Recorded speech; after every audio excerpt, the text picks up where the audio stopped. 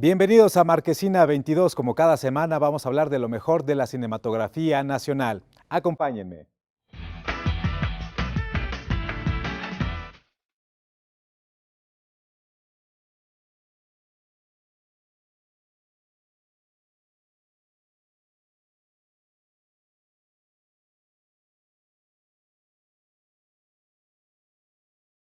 Arrancamos el año con un programa especial con lo mejor del documental mexicano presentado en 2022 y para eso me acompaña mi querido amigo Jesús Chavarría. ¿Cómo estás? Bien, y muy contento de hablar sobre todo del que sin duda es el género por excelencia de nuestra cinematografía y pues no podíamos dejar pasar un recuento de lo que vimos en 2022, ¿no? Y hay una historia fantástica, extraordinaria, El secreto del Dr. Grimberg, que no se la pueden perder.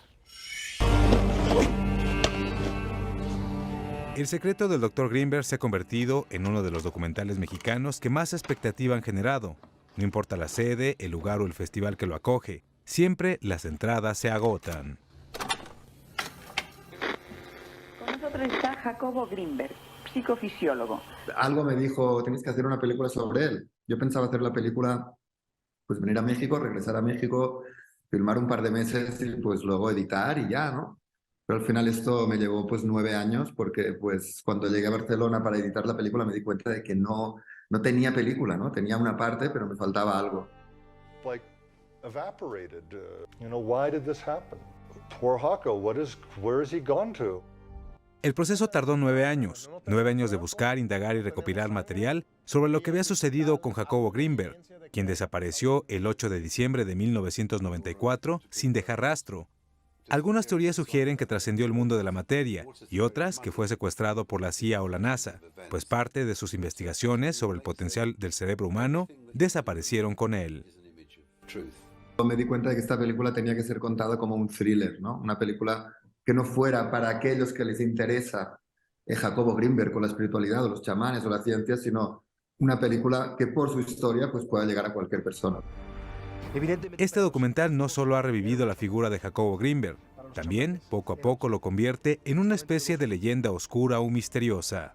Sé que desaparece, sé que la esposa está prófuga, sé que la mamá miente, sabemos muchas cosas, pero legalmente no podíamos actuar. De hecho, hemos montado una exposición en Mérida, en Salón Gallos, la galería de José García, donde tiene una cineteca donde está la peli, y luego en la expo entonces tenemos una tele, por ejemplo, con 9 horas de material ahí, pues muy interesante. Si tú compruebas la base científica o los primeros pasos de la telepatía, pues eso lo quisiera cualquier gobierno. Who knows? Bueno, pues ahí la tienen, no se la pierdan, vale muchísimo la pena. Todavía la pueden encontrar en algunos cines, como también vale mucho la pena la película Cartas a Distancia de Juan Carlos Rulfo, que retrata de alguna manera los primeros días de la pandemia de COVID que se vivió aquí en México.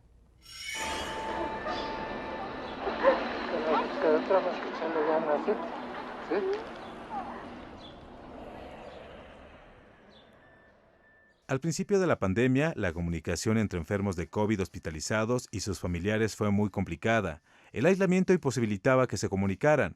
En medio de este desierto de desinformación, angustia y zozobra, surgieron espontáneas iniciativas. Un enfermero se convirtió en una especie de cartero que llevaba y traía mensajes de un lugar a otro. El documental Cartas a Distancia, del director Juan Carlos Rulfo, registra este proceso. Cuando tengas momentos de dudas o ganas de rendirte, piensa en toda la gente con la que merece la pena tener una conversación, que merece la pena abrazar, hacer bromas, las risas que te quedan por echarte o las anécdotas que te quedan por contar. Se hizo una pandemia de la comunicación, llevando todo este asunto de la pandemia a niveles de estadística sin tocar a la gente. Es decir, la gente como personas no existía. Y lo que te estoy queriendo decir de lo que tuve como experiencia al momento de exhibir la película es precisamente que la gente necesita espacios, sabiéndolo o no, pero necesita espacios para hablar. Y por toda esa familia tan hermosa que tenemos. Te amo, Claudia.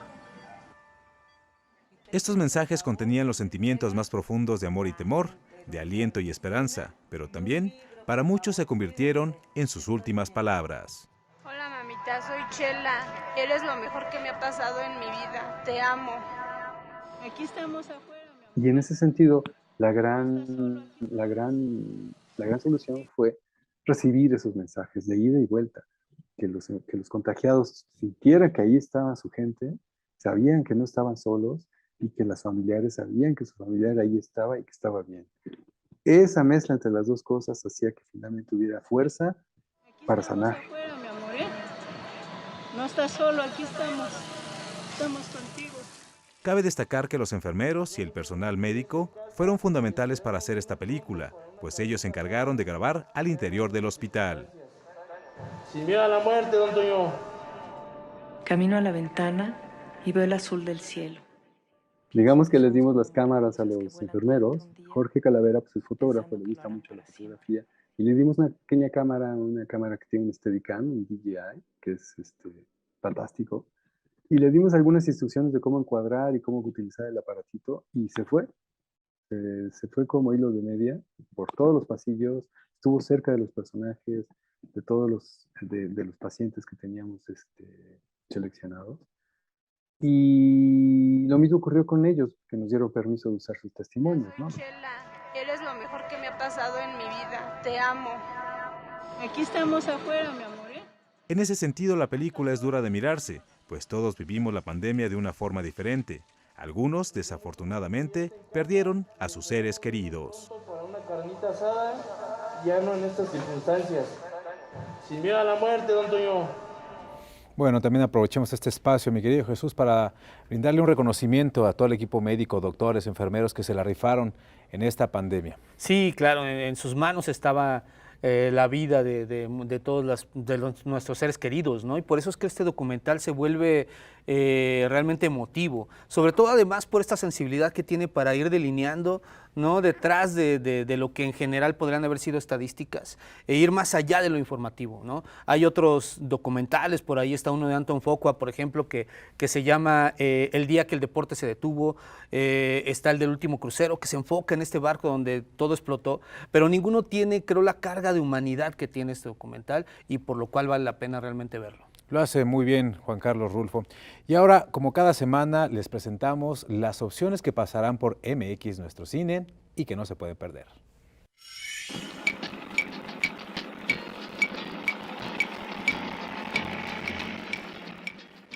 Filmada en Cancún a modo de las Monster Movies de la época, la cinta retrata a un grupo de amigos que tras emprender un viaje a lo que parece el paraíso, comenzarán a experimentar situaciones que pondrán a prueba sus habilidades de supervivencia.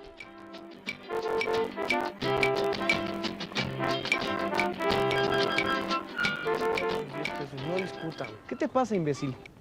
¿Qué te pasa? Nada. Pues si tú eres el que va a terapia de pareja o no sé qué, ¿o qué tienes que hacer hoy, Tai Chi? Te vale verga lo que tenga que hacer, ¿no? Sopladora de hojas del director Alejandro Iglesias ha recorrido múltiples festivales nacionales e internacionales en los que se ha consolidado como la favorita del público. Parecería que buscar un par de llaves dentro de un montón de hojas secas sería una tarea sencilla. Sin embargo, para Lucas, Emilio y Rubén, la misión podría llevarlos a encontrar algo mucho más significativo.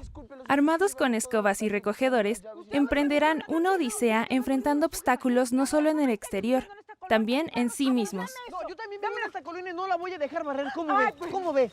No, dame eso. No, sin dame violencia, eso. señora, sin Miguel, violencia. dile que me la dé. ¿O qué va a hacer? O le voy a hablar a la policía, fíjate. Llámele a ver si están tus pinches huevos. Ancianita?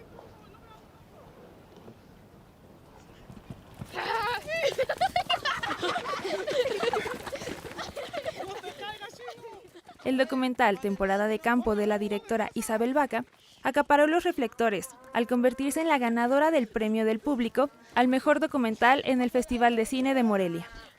Durante sus vacaciones, Brian acompaña a su familia en sus labores de campo. Su sueño es convertirse en un vaquero cuando crezca. La inocencia del pequeño nos permite acompañarlo en un proceso por entender el mundo que lo rodea, desde una perspectiva infantil, sin prejuicios y esperanzadora. ¿Y demás?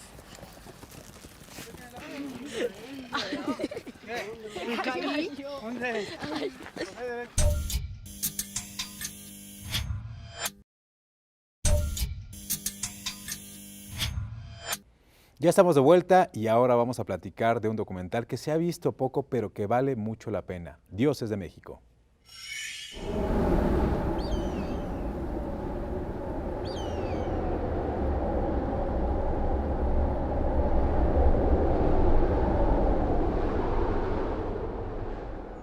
Dioses de México es un retrato sobre comunidades rurales que resisten el avasallante paso de la modernización en el país, un ensayo audiovisual que embeleza y se convierte en un viaje sensorial para el espectador.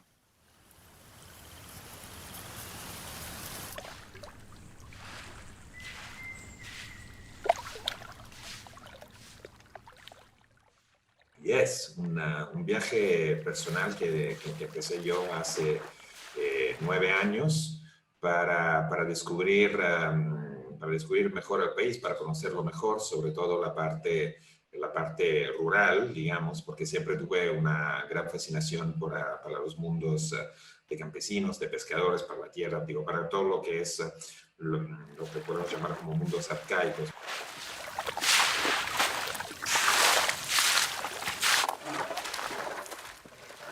La película se divide en 3 capítulos. El primero de ellos se desarrolla en una salinera, ubicada en la Mixteca poblana. Ha sido una buena, digamos, plataforma, si quieres, pues, por así decirle, para empezar una comunicación con ellos y decidir un poco, la mayoría de los casos, decidir juntos qué es lo que íbamos a filmar, cómo querían ellos mismos ser retratados, en qué lugares, por qué este lugar y no otro, según la importancia del lugar, tanto personal como simbólica.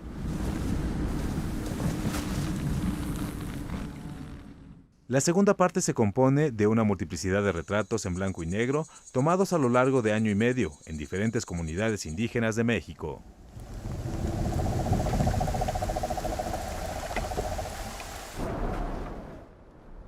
Y filmamos en 17 estados de la República Mexicana, entonces así nos metimos bastante profundo en Durango, en Sonora, también en la Sierra de Nayarit, inclusive en el sur, en las Sierras Lacantonas y también en las partes más desérticas del norte y en Chihuahua, la Sierra Tarahumara, etc.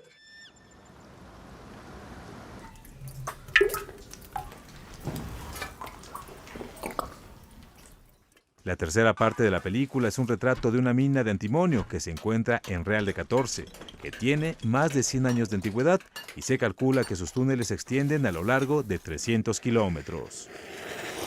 ¡Está pegado! Y filmar, bueno, fotografiar piedras, formalmente, paredes de piedra, no es tan sencillo.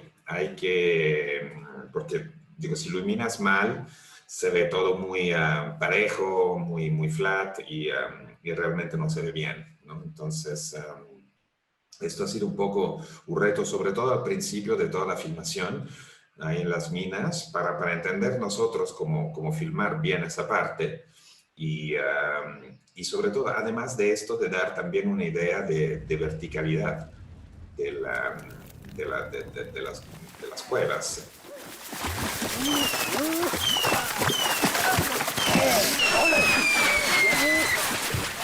El director prescinde de los diálogos, en cambio nos presenta un extraordinario diseño sonoro que se convierte en el narrador de esta película. En ese sentido, Dioses de México también es un homenaje para las personas que luchan por preservar su identidad cultural. La película formó parte de la programación oficial del Festival Internacional de Cine de la UNAM.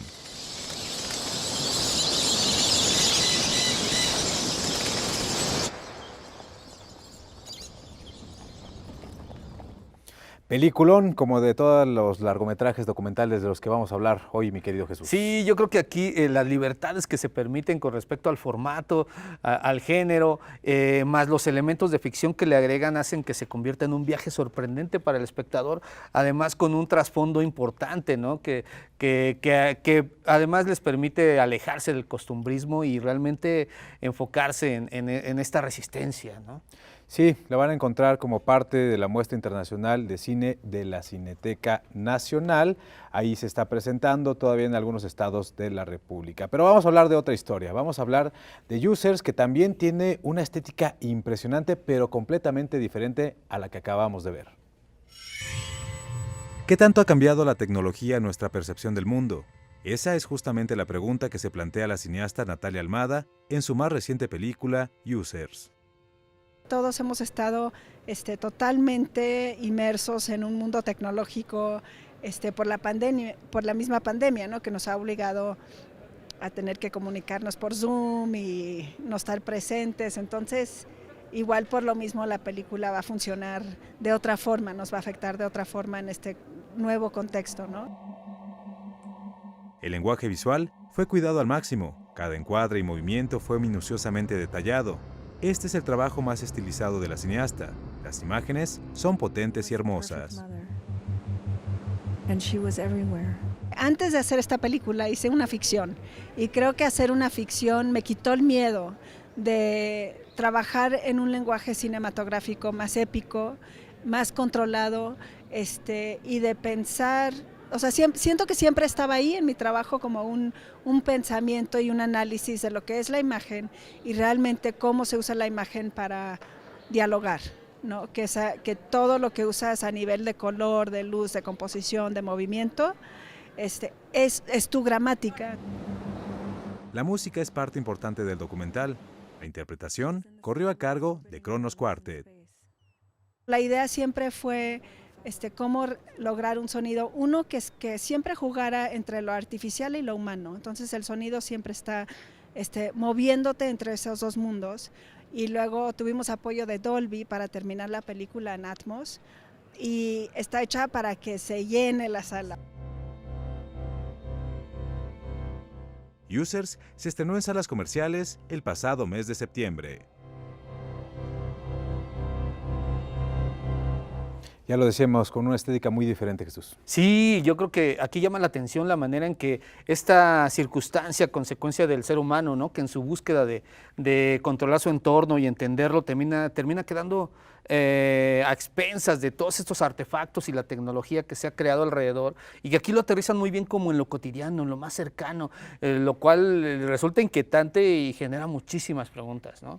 De pronto también nos decía en algún momento la directora que parte de la película se filmó durante la pandemia, pertenece a ese cúmulo de largometrajes documentales que se filmaron durante la pandemia.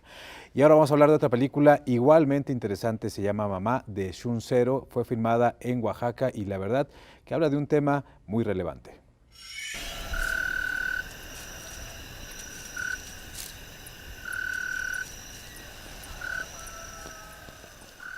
Mamá del director Shun Zero es un documental potente y revelador que gira en torno a lo que significa ser mujer en una comunidad indígena. De pronto pasa y pasa cosas, pero uno va aprendiendo. Bajo la pregunta de, bueno, ¿cómo fue que llegamos a ser familia tú y yo? ¿Por qué tú eres mi madre y por qué yo soy tu hijo? ¿Y qué ha implicado ser esa familia?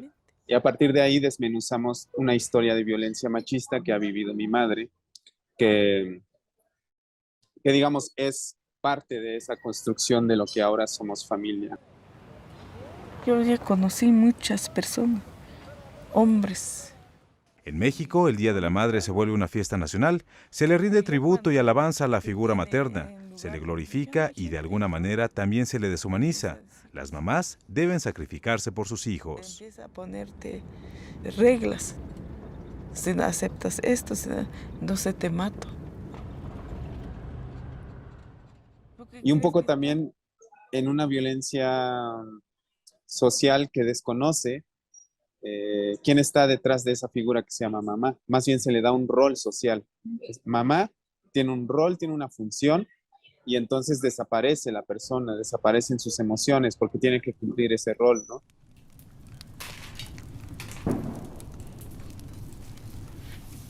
Me causa dolor. El director no se limita a filmar. Él es uno de los protagonistas de la historia. Se muestra como un hombre que ha sido afectado por estos círculos de violencia que se han perpetuado en el tiempo. Que mi mamá estaba viviendo. Muchas veces repetí la misma palabra que mi padre nos impuso en la cabeza. Para mí fue muy fuerte aceptar que sí, que soy producto de una violencia, ¿no? Pero que hay un gran amor de una mujer llamada Hilda hacia mí, que luego abrazó, digamos, a ese hijo, pues, ¿no? Y lo quiso, y lo creció, y le proyectó energías y deseos, ¿no? De cómo quería que fuera ese hijo. culpa. Por tu culpa, mamá, yo no tengo padre.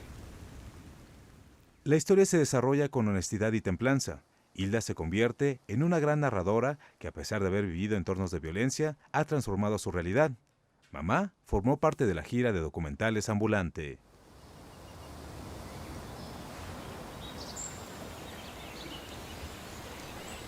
Ya lo decíamos, temas complejos, temas de los que se están hablando muchísimo, la violencia de género aquí en las comunidades indígenas. Sí, y además creo que este tipo de testimonios tienen cada vez enfoques más profundos, ¿no? Y mostrando los distintos matices que hay detrás de esto de la violencia de género y cómo se generan, se normalizan y cómo afectan a ambos roles, ¿no? Tanto el masculino como el femenino, y se perpetúan, ¿no? Así es, hay que seguir muy de cerca la carrera de este joven cineasta, está haciendo trabajos extraordinarios. Nosotros ahora regresamos, vamos a un corte, pero volvemos con más aquí a Marquesina.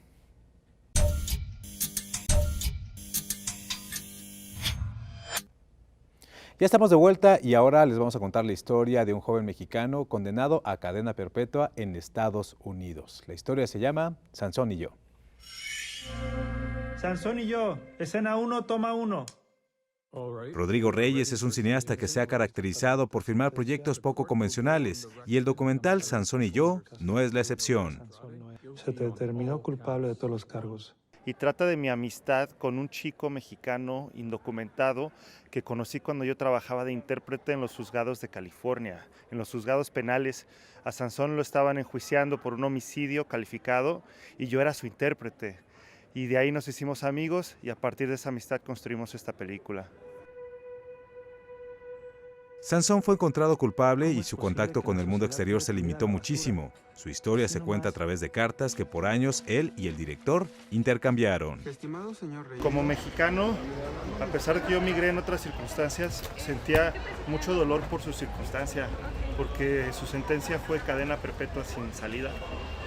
Y me pareció tan injusto y yo quería saber quién era este muchacho, ¿no? Tenía 19 años cuando ocurrió todo esto y a partir de esa intención de conectar se forma la película.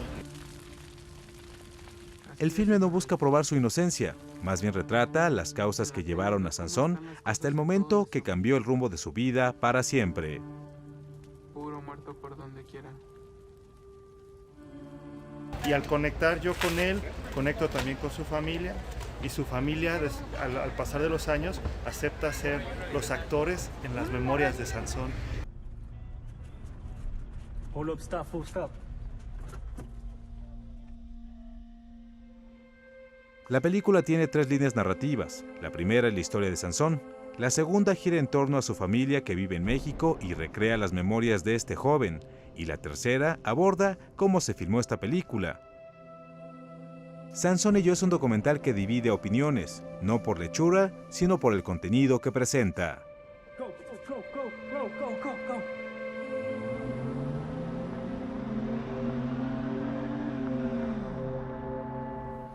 Una historia difícil de filmar y una historia difícil de ver, Jesús. Digo, la verdad es que cayó en las mejores manos, o bueno, se genera en la persona quizás más indicada, porque ya ves que él entregó esta de 499, que de por sí tenía una premisa bastante inusual, y aquí pues la manera de desarrollar el documental le presentaba muchas dificultades, y sin embargo eso es lo que él convierte en posibilidades, ¿no? Para contar una historia emotiva en muchísimos sentidos, pero al mismo tiempo empujando al espectador a reflexionar sobre circunstancias, más allá de juzgar a los personajes, ¿no? Creo que es una de las cosas más valiosas que te puedo ofrecer. Sí, la película tiene, digamos, documental o tiene... bordea los límites entre la ficción y el documental. Eso y el detrás, ¿no? Y el detrás de cámaras. Sí, el detrás de cámaras. Esta película de Sansón y yo se presentó en el Festival Internacional de Cine de Morelia, como también se presentó la historia que les vamos a presentar. Se trata de Villa Olímpica y que habla justamente de la fraternidad que hemos tenido los mexicanos con nuestros países vecinos y hermanos de Iberoamérica. 14 hombres armados irrumpen en casa queriendo llevarse a mi papá. Y ahí empezó el exilio. En los años 80, México se convirtió en uno de los países que dio asilo a perseguidos políticos que huían de las dictaduras de sus países. Muchos de ellos habitaron en la Villa Olímpica. un lugar que se convirtió en símbolo latinoamericano. Había un clima de fiesta y al mismo tiempo la sensación de que se llegaba aquí un poco mutilado. Y en la paradoja. Y nosotros los hijos vivimos una vida muy particular porque vivíamos en el sur de la Ciudad de México principalmente. Pensábamos que éramos sudamericanos y sin embargo vivíamos en México y vivimos todas nuestras infancias en México, enteras. Yo, por ejemplo, desde que tenía 1 año hasta que tenía 13 años. Yo lo recuerdo con todo el amor del mundo, pero no por opción. Reza el documental que el retorno de los padres es el exilio de los hijos. Si volver, se iba a volver. Cuando volvieron las democracias al Cono Sur y nuestros padres empezaron a volver a sus países de origen, a nosotros también nos tocó volver. Y cuando pisamos tierra conosureña nos dimos cuenta de que nosotros tampoco éramos de ahí. Y ahí nos decían mexicanos. Y ahí se generó todo un conflicto identitario, porque nosotros que pensábamos siempre volver a un lugar, un día nos dimos cuenta de que no estábamos volviendo, de que nos estábamos yendo. Queriendo llevarse a mi papá. Y ahí empezó el exilio. En ese sentido, esta historia es una película muy latinoamericana, pero también muy mexicana. La Villa Olímpica, lugar que da título a este documental, es un espacio muy simbólico, cargado de fraternidad y compañerismo, desde su creación para las Olimpiadas de 1968. Y al mismo tiempo la sensación de que se llegaba aquí un poco mutilado. La Villa Olímpica como ese espacio de pertenencia de los que no tienen lugar, de los que no tienen una patria concreta, me parece muy valioso. Porque yo creo que hay que generar en el mundo más lugares que signifiquen y que den esa posibilidad de ser y de crear una identidad. Significa reconstruir un hecho trágico. ¿Qué significa para una persona, para una familia, para una comunidad? Villa Olímpica es un documental cargado de nostalgia, de recuerdos y múltiples referencias históricas, puestas sutilmente. Un trabajo que conmueve y de alguna manera nos une como latinoamericanos. Que más que un exilio es un destierro.